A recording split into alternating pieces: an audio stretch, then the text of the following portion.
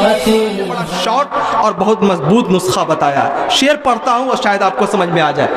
غیر مسلم کی طرح رسم نبھانا چھوڑ دو, کیا شفیق اس دور میں حق بولنا بھی جرم ہے, کیا شفیق اس دور میں حق بولنا بھی جرم ہے. دو ٹکے کے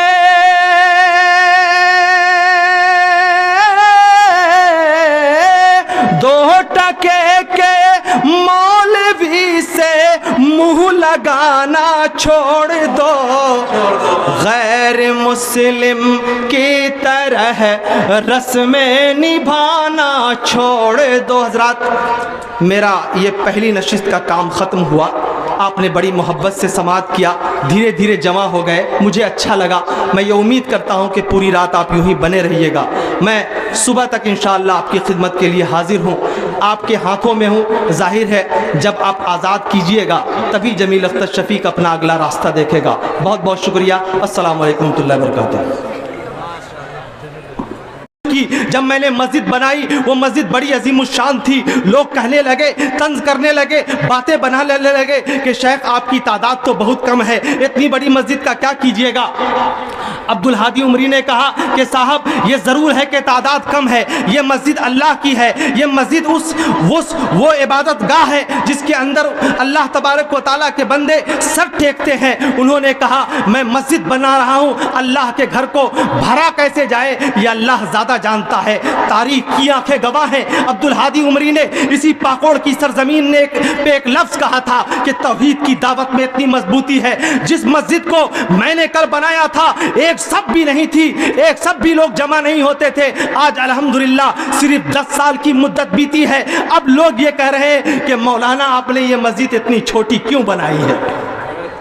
سبحان اللہ. نہیں تیرا نشیمن قصر سلطانی کے گنبد پر, نہیں تیرا نشیمن قصر سلطانی کے گنبد پر, تو شاہی ہے بسیرا کر پہاڑوں کی چٹانوں میں. توحید تو یہ ہے کہ خدا حشر میں کہہ دے کہ بندہ دو عالم سے خفا میرے لیے ہے. میں یہ کہنا چاہتا ہوں کہ عبدالہادی عمری نے جب یہ آخری جملہ کہا تھا کہ صاحب آج وہی مسجد جس میں لوگ کہہ رہے تھے بہت بڑی مسجد ہے, افراد کی کمی ہے, اب لوگوں کے بیٹھنے کی جگہ نہیں, لوگ کہتے ہیں کہ صاحب اس مسجد کو کشادہ کرو. ایک مرد مجاہد بیچ اس کانفرنس سے اٹھا اور اتنے زور کا نعرہ تکبیر بلند کیا کہ پہاڑوں کی یہ وادیاں, پاکوڑ کی یہ سرزمین اللہ تبارک و تعالیٰ کی آواز سے گونج اٹھی.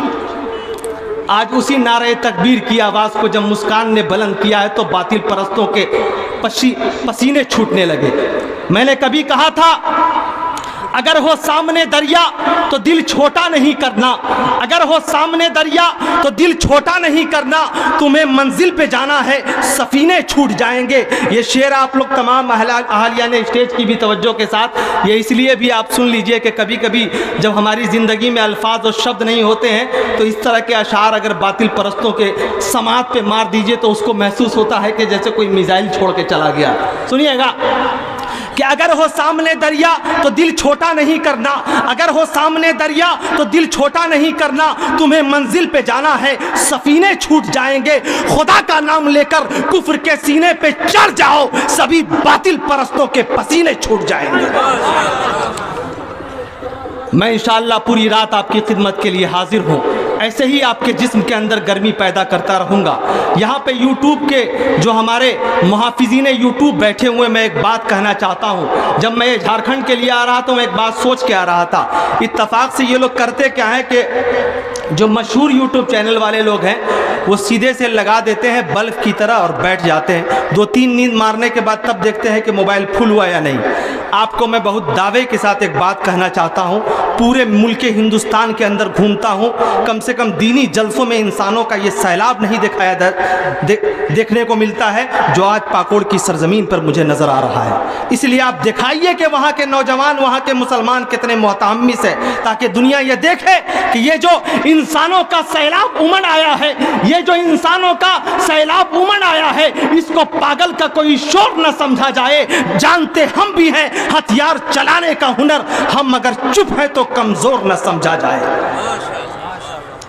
बहरहाल ये तो एक ट्रेलर के तौर पर कुछ बातें थी जो आपके बीच रखी मैंने। दिल के अंदर एक जज्बात का समंदर है जो मैं इंशाअल्लाह पूरी रात आपकी खिदमत करूंगा।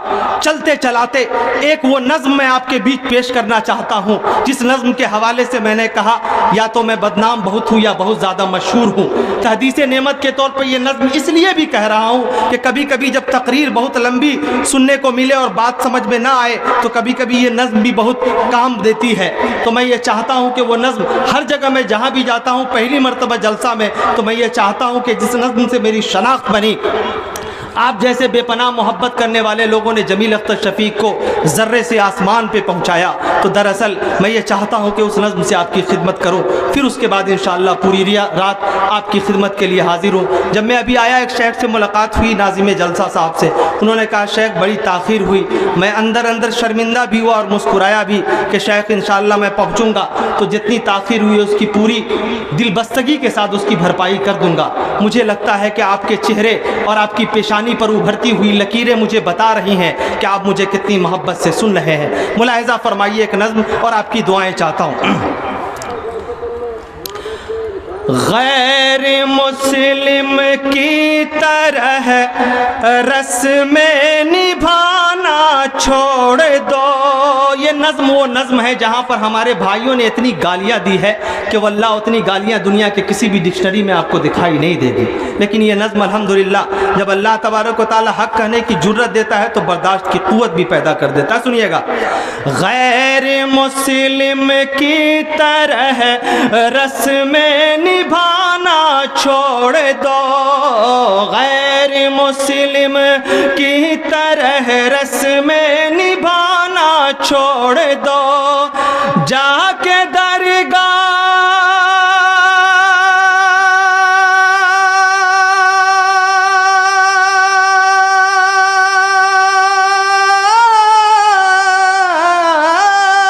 जाके दरगाहों पे यूं मेला लगाना छोड़ दो, गैर मुस्लिम की तरह रस्में निभाना छोड़ दो। हजरात मुझे लगता है कि ये नज़्म आपको अच्छी लग रही होगी।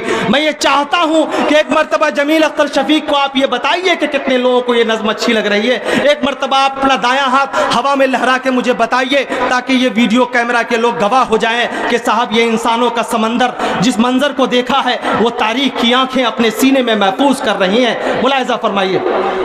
गैर मुस्लिम की तरह रस्में निभाना छोड़ दो, एक ही अल्लाह सबका राज़िक़ व मालिक भी है, एक ही अल्लाह सबका राज़िक़ व मालिक भी है। सैकड़ों